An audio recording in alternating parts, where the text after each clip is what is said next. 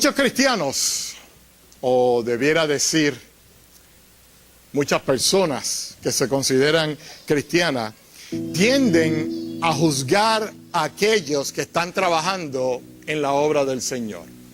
A ver si lo hacen bien, si lo hacen mal, y entonces empiezan con, si yo lo hubiera hecho de esta manera, ¿verdad? Y empiezan con todas estas pequeñas críticas que después, claro, que cuando tú les dices por qué estás criticando, dicen, no, pero es que esto es constructivo, ¿verdad? Bueno, de la manera que yo lo veo es que si tú lo puedes hacer mejor, entonces hazlo tú. Y podemos entonces relocalizar esa otra persona a otro ministerio que tenga otros talentos, ¿verdad? Y te dejamos a ti encargado de eso. Y eso no lo estoy diciendo en forma negativa, lo estoy diciendo que, como dice mi gran amigo Ponce, it is what it is, ¿verdad? Pero debemos ver a las personas como Dios ve a las personas, no como los seres humanos.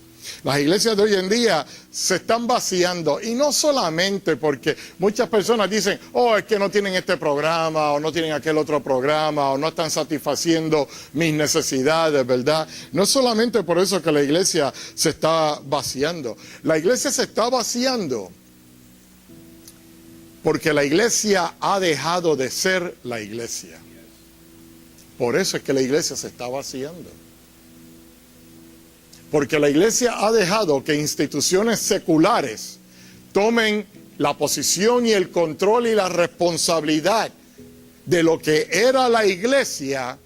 Y pues las personas dicen, ¿para qué voy a ir a la iglesia si acá consigo lo que estoy supuesto a conseguir de la iglesia? Nosotros hemos sido llamados a servir. Hemos sido llamados a ser discípulos, a cuidar de los necesitados, de los inválidos, de los que no se pueden proteger ellos mismos, de los menos afortunados que nosotros.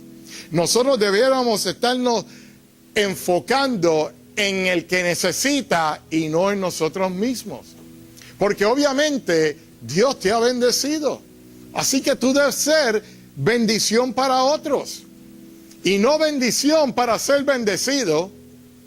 Yo estuve hablando con un joven hace poco, y este joven me estaba preguntando en cuanto a esto de que no me niegues la bendición, coge esto porque si no Dios no me va a bendecir. Yo le dije, mira, tú no bendices esperando ser bendecido, tú bendices porque ya tú fuiste bendecido. Y si el Señor te quiere bendecir nuevamente, amén. Pero esto no es un trueque, tú no haces negocio con Dios. Dios te da, tú das para adelante. Así es como esto funciona. Tú no haces, toma, aquí está esto. Ok, Señor, le di. Ahora me toca a mí. Así no es que esto funciona. Porque tú ves esto. Ese fue el primer regalo que Dios te dio. Y Él no esperó nada a cambio. Él dio a su Hijo por ti. Él dio a su Hijo para perdonar tus pecados, para que tú tengas vida eterna. Así que cuando recibimos ese regalo de vida, lo damos para adelante, sin esperar nada a cambio. Hay muchas personas que mueren a nuestros lados, porque estamos tan concentrados en nuestras vidas, ¿verdad? Mueren, pero mueren por pecados, mueren por enfermedades contraídas, ¿verdad? Mueren por hambre, mueren por falta de abrigo en una noche frío porque no tienen con qué abrigarse. Mientras que la iglesia lo que hace es que sigue cantando coritos, tratando de sentirse bien por una hora y media. Y porque se sintieron bien y tuvieron esta experiencia espiritual y personal, ya con eso resolvieron su responsabilidad de cristianismo. Eso no es cristianismo. Cristianismo es vivir a Cristo. Eso es cristianismo. La pregunta que quedaría en este momento es, ¿qué estás haciendo para la expansión del reino de Dios? ¿Estás haciendo lo que puedes? Sinceramente, ¿estás haciendo lo que puedes? Porque hacer lo que tú crees y hacer lo que el Señor te ha puesto a hacer son dos cosas completamente distintas. Una no va con la otra. Porque una es tu opinión y la otra es el propósito de Dios. Y bien claro Isaías escribió en su libro cuando el Señor le dijo: tus pensamientos y mis pensamientos están tan distantes como está el cielo y la tierra.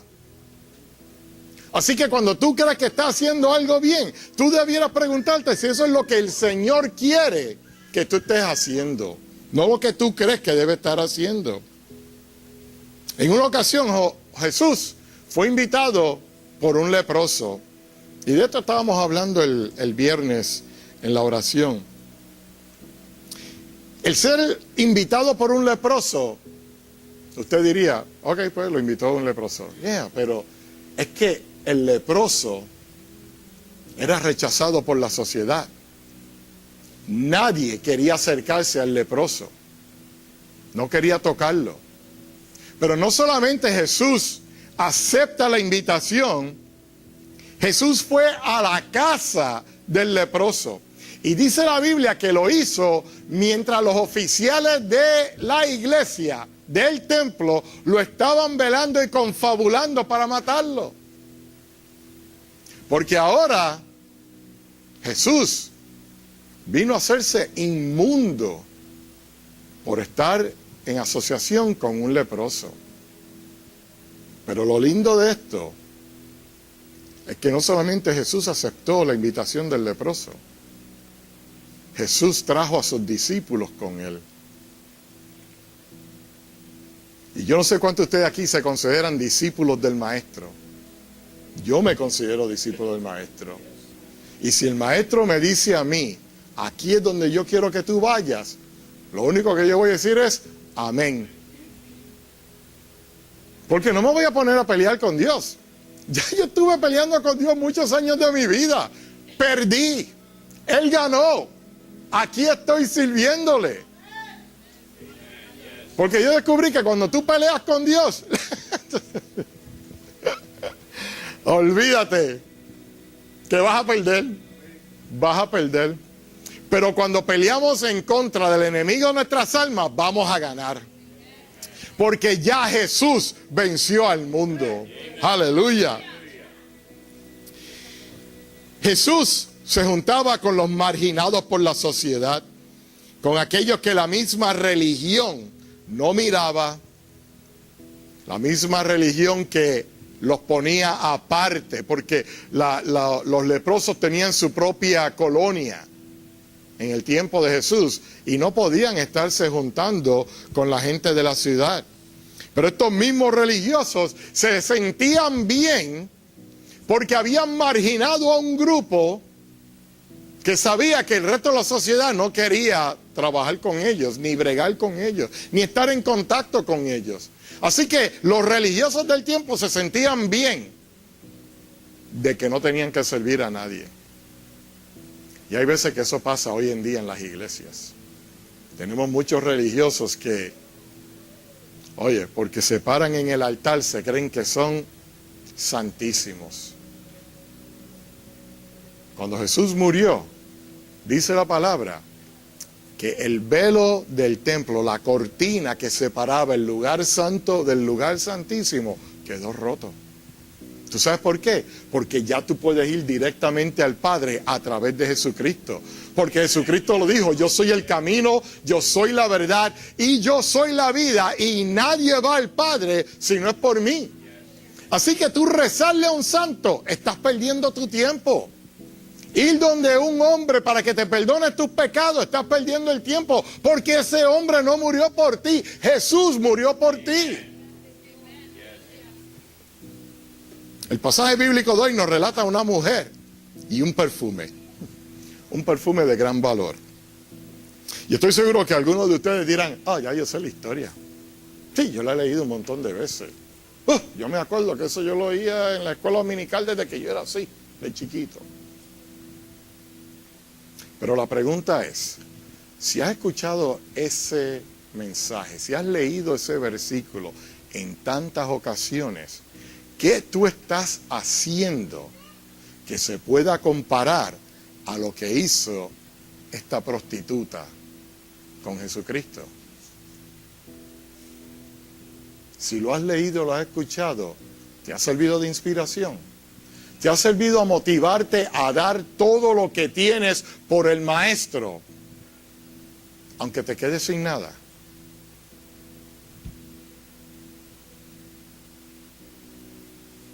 Mientras aún los mismos discípulos se encontraban presentes y uno de ellos, Judas, criticó a esta mujer por lo que estaba haciendo, Jesús la defendió. No solamente la defendió, Jesús profetizó que lo que esta mujer estaba haciendo, él dijo lo siguiente: mientras este evangelio sea predicado, lo que ella hizo aquí hoy será recordado para siempre. Una prostituta que la religión no quería tener nada que ver con ella. Y hoy no estamos predicando de los fariseos que servían a Jesús. Casi no los vas a encontrar en la Biblia. Pero Jesús estaba en lo cierto cuando 2000 años más tarde, y sabe Dios cuántos millones de sermones se han predicado en los últimos 2000 años utilizando este incidente, que recordemos que cuando tú le sirves al Señor y lo entregas todo, Él tiene memoria de eso. Él sabe lo que tú estás haciendo. Marcos capítulo 14, versículo 8, dice lo siguiente, y este es el versículo clave para este sermón. Esta ha hecho lo que podía, porque se ha anticipado a ungir mi cuerpo para la sepultura. La Biblia no dice de que ella hubiera estado siguiendo a Jesús. Obviamente tenía que haber oído de él.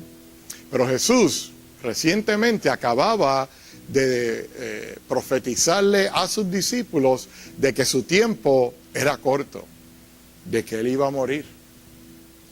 Y mientras está en la casa de Simón el leproso, en la actividad que le estaba describiendo anteriormente, esta mujer entra con este vaso de un perfume bien caro, era nardo que se llamaba el perfume, y típicamente este perfume era un perfume bien fuerte, era concentrado, y se utilizaba para ungir los cuerpos después de la muerte, para que en su estado de descomposición su olor no afectara tanto a aquellos que pasaran por las tumbas y así por el estilo. Y yo quiero que ustedes entiendan una cosa: mi intención nunca ha sido de motivar a las personas con sentimientos de culpabilidad. Mi intención siempre es de traer a conciencia si estamos haciendo lo que estamos supuestos a estar haciendo. Si estamos viviendo las vidas que tenemos que estar viviendo, como la Biblia dice que tenemos que estar viviendo. No como el hombre, y entiendan eso. Yo no estoy hablando de doctrina, yo estoy hablando de lo que dice la palabra, de cómo tiene que comportarse el que sigue a Jesucristo. Porque cada cual tiene una forma especial de servir, de ser de uso, de ser de servicio. Cada cual. Ahorita estamos hablando del programa de los niños. Yo no tengo ese talento, pero hay otros que lo tienen. Hay otros que tienen ese deseo. Hay otros que lo quieren hacer. Lo mismo con los jóvenes, ¿verdad? Hay distintas áreas en la iglesia que eso no es mi llamado, ese no es mi ministerio, ese no es mi talento. Pero yo sé que la iglesia se compone de gente que tienen distintos talentos y todos estamos llamados a trabajar en el talento que Dios te ha dado. Si tú eres un mecánico, haz mecánica. ¿Eres carpintero? Trabaja en carpintería. ¿Tú sabes pintar? Pinta. Eres cocinero, cocínale al que no puede cocinar porque está lastimado, porque está enfermo, porque no puede estar parado en la cocina preparando la comida para comer. Mira, llámale y dile, mira, tengo aquí una sopita de camarones que hice, ¿quiere un poco? Esa mujer hizo lo que ella pensaba que era lo único que podía hacer, sin saber que estaba anticipando lo que las costumbres judías funerarias llamaban a hacer. Ella se puso a servir al maestro de esa manera. No importa cómo tú sirvas, y te lo voy a decir otra vez, no importa cómo tú sirvas. Si tú eres el que pasa el vacuum en la iglesia, gloria a Dios por eso. Tú eres el que abre la puerta y cierras la puerta, amén. Tú eres el que prende las luces, amén. Tú eres el que organiza la silla, amén. Tú eres el que dirige la música, amén. Tú eres el que cuenta la ofrenda, amén. Tú nunca vas a ser criticado por servir al Señor. El error está en no servir. Ahí está el error. Ahí está la diferencia cuando tú no sirves. Debemos asumir que la mujer no sabía, como está diciendo anteriormente, de la profecía que Jesús había hecho. Porque de ser así, si ella sabía que Él iba a morir y que Él iba a resucitar al tercer día, ¿cuál era el punto de gastar todo ese perfume innecesariamente? ¿Verdad? ¿Cuál era el punto de eso? Ninguno. La Biblia dice que Judas gritó, ¡hey! Time out. Eso que esa mujer acaba de hacer, esa misma cantidad de perfume, la hubiéramos podido vender y dárselo a los pobres. Judas, el mismo que la Biblia dice que estaba metiendo la mano en la bolsa. ¿Tú sabes lo que eso quiere decir? Estaba robando. Ya él venía robando. Yo estoy seguro que él diría, oye, podemos vender eso por 300. Y claro, él dice, para los pobres. Pero vendemos eso para los pobres. Pero entonces tenemos los gastos operativos. Tenemos que volver a Samaria. Tenemos que volver a Galilea. Así que después que hagamos todos estos gastos, lo que sobre, y claro, la porción que me toca a mí, el 15%, ¿verdad? Entonces se lo damos a los pobres.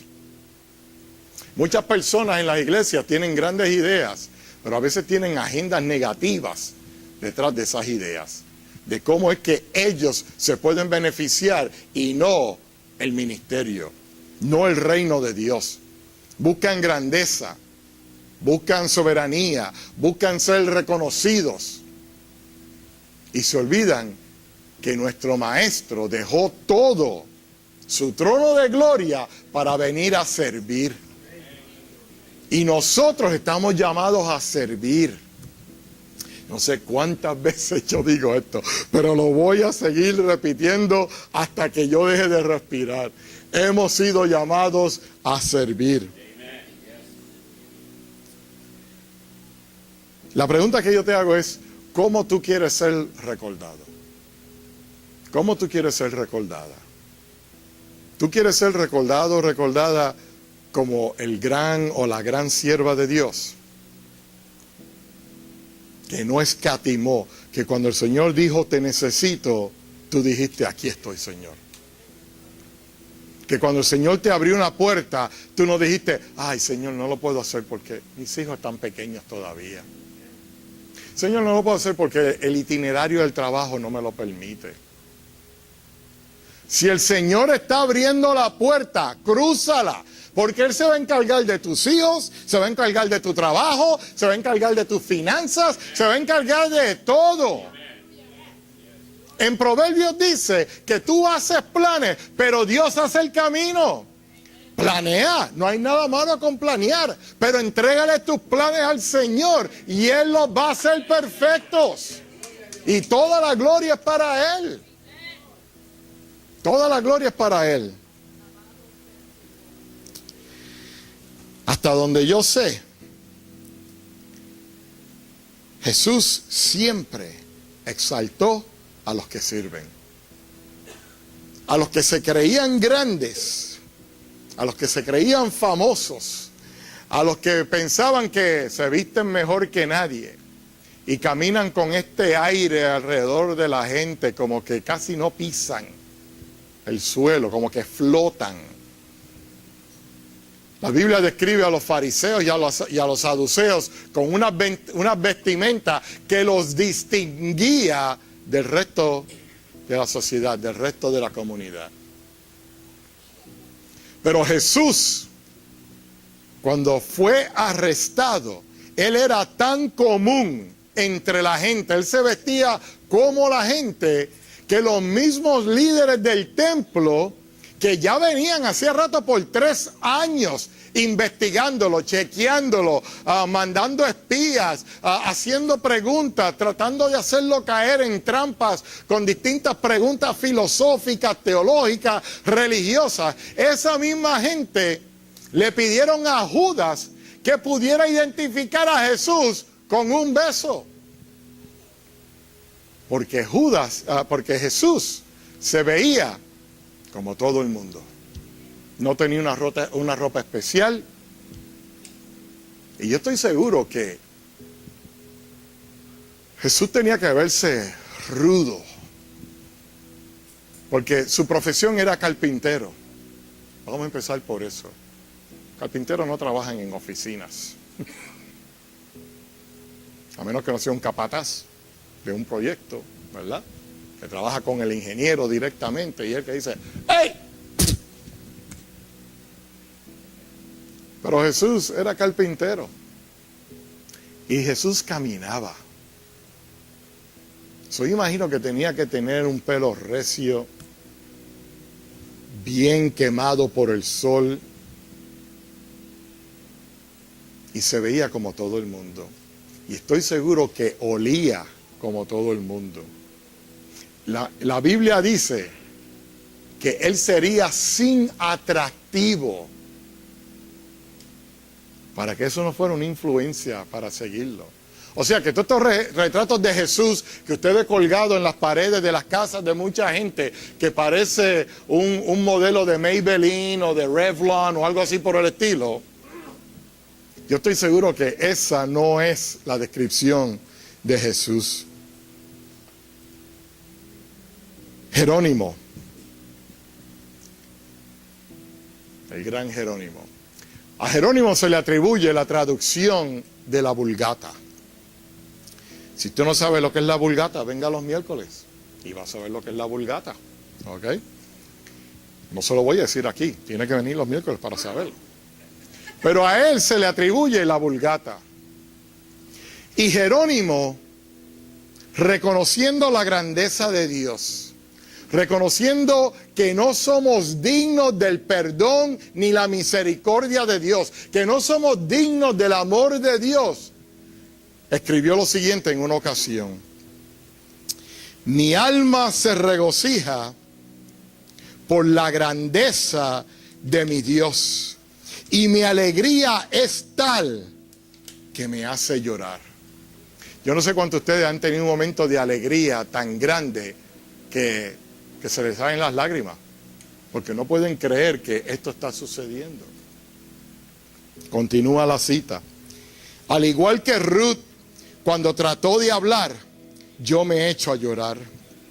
Zaqueo, el convertido de una hora, se podía considerar ya digno de recibir al Salvador en su casa como un huésped de él. Marta y María prepararon un banquete y luego le dieron la bienvenida al Señor en su casa. Una ramera lava sus pies con sus lágrimas y lo hace antes del entierro que era eminente, pero ella quería ungir su cuerpo de buenas obras. ¿Tú oíste eso? No es que solamente lo ungió con el nardo, lo ungió con buenas obras. Las obras no te salvan. Tú no puedes hacer obras para ir al cielo, Pero porque el cielo está prometido y tú lo has creído, tú haces buenas obras para contagiar a otro, para que otro diga, ¿y por qué tú actúas de esa manera?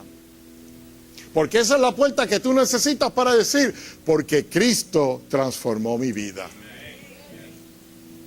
Eso es todo lo que tú tienes que decir, es sembrar la semilla. Tira la semilla, el Espíritu Santo se encarga del resto.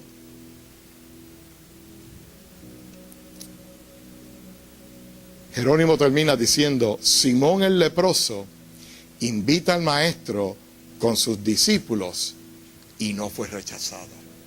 Porque Jesús no rechaza a nadie. Y a ese es el maestro al que nosotros le servimos. Nosotros estamos aquí para edificarnos unos a los otros, para ayudarnos unos a los otros. No solo en la iglesia, sino también en la comunidad.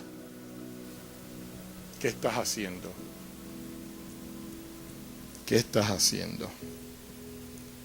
Dejemos de hablar negativamente de aquellos que están buscando servir al Señor y seamos como la mujer que vino de Jesús, que sin importar lo que otros dijeran, estaba sirviendo. En vez de criticar, dile a la oye, gracias por el trabajo que estás haciendo. Yo quisiera hacerlo, ¿verdad? Pero no puedo. Pero gracias porque tú lo puedes hacer.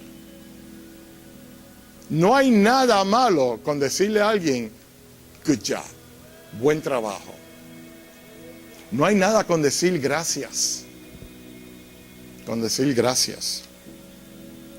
Permíteme recordarte que cristianismo no significa que somos perfectos. Cristianismo significa que somos perdonados. Vamos a seguir cometiendo errores. Que sí, vamos a seguir cometiendo errores.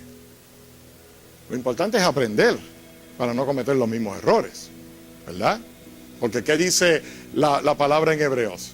Y entendamos que estamos cubiertos por la gracia, pero la palabra en Hebreos dice que si después que tú has sido perdonado, tú sigues cometiendo el mismo pecado una y otra vez, tú haces esto inválido. Haces el sacrificio de Jesús inválido. Y ya no queda remisión de pecados. Está en la Biblia. Nuestra meta no es hacer que otros caigan, sino levantarlos. Y hay muchas personas que son expertos en esto. Y claro que ellos dicen que lo están haciendo de buen corazón, que es para solamente dar una crítica constructiva. Yo solamente quiero que se mejoren, ¿verdad? Pero cuando tú abres la boca y tú hieres a otro o haces que esa persona caiga, esto es lo que Jesús dijo. Jesús, vamos a aclarar, Jesús dijo esto en cuanto a eso.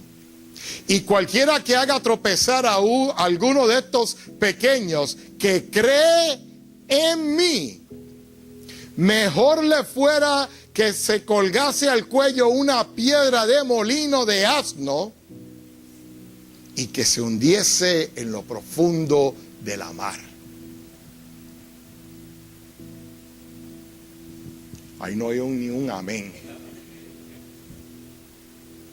Eso lo dijo Jesús. Así que cuando tú piensas que vas a decir algo, porque tú sientes del Señor decirle que no se debe vestir de esa manera, arrodíllate. Pídele al Señor dirección.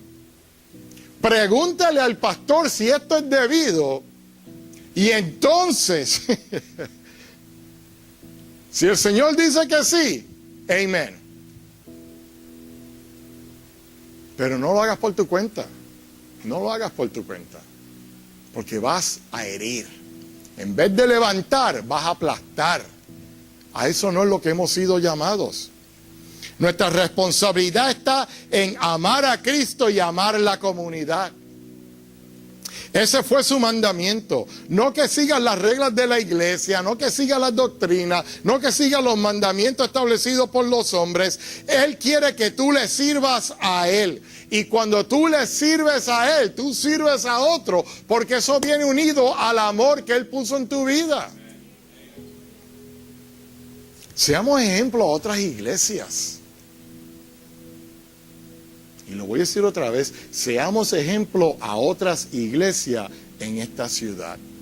Que otras iglesias se contagien de lo que se hace en este lugar por la comunidad. Tal vez podemos lograr un movimiento y tal vez personas vengan al arrepentimiento. Tal vez personas encuentren la paz que están buscando en drogas, en alcohol, en vicio, en tantas otras cosas. Puedan encontrar que la paz que buscan está en Cristo Jesús. ¿Estás haciendo lo que puedes? Estás haciendo lo que puedes.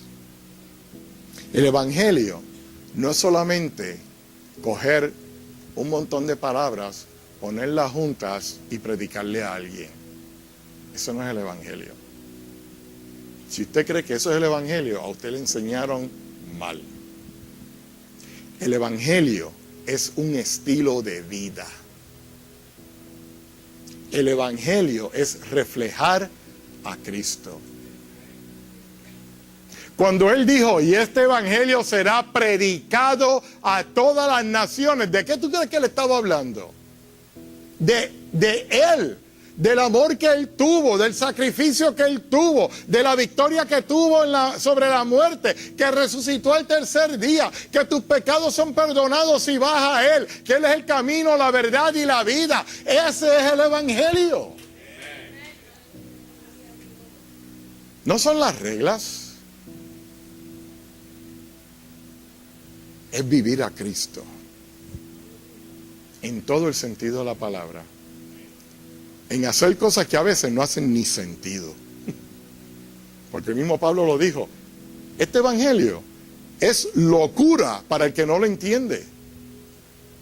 Y hay veces que cuando uno está sirviendo al Señor y está buscando su rostro y buscando su dirección y pidiendo que Él haga una obra en tu vida, que haga un milagro, y la hace, ahí de momento tú paras y tú dices, wow, eso es lo que tú quieres que yo haga, Señor. Pero eso no fue lo que te estaba pidiendo. Y el Señor dice, confía. Confía.